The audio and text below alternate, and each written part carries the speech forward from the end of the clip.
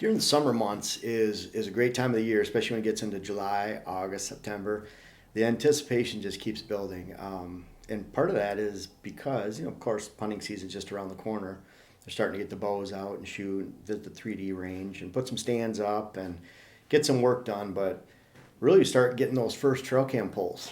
I usually start my trail cams in June, July, August, and really don't expect a lot as it gets later. But boy, when those big ones start rolling out in, and you can start to name them, whatever you want to call them, and categorize them, it is a wonderful time of the year. I love that every single season. So I started using trail cameras in '99, and boy, they've come a long ways. At this point, as far as being able to put them into the woods, not spook the deer, and get a huge amount of data collected, number of pictures and videos to let you know what's just around the corner. Now, the trail cameras and the pictures that we're getting mean a lot more than just a pretty picture. But it's hard not to get lost in the mystique of the mature bucks and what they look like, their antler size.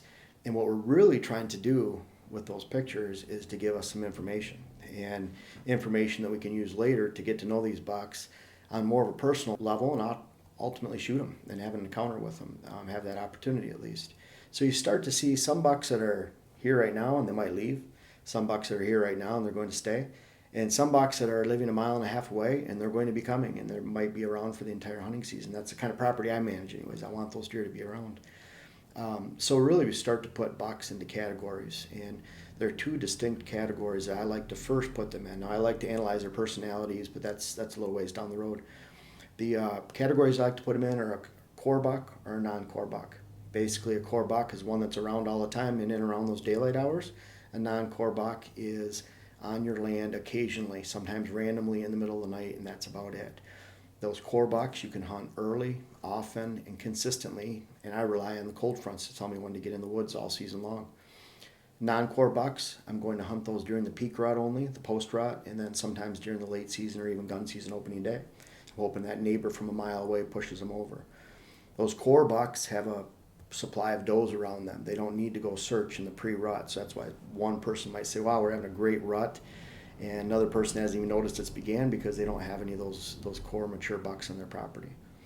So we're using a software program to identify our bucks, Deer Lab.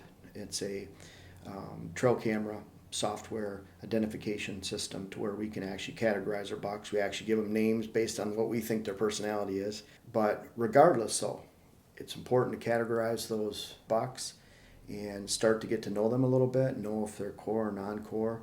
Again, we use Deer Lab to do that, and it's a great tool.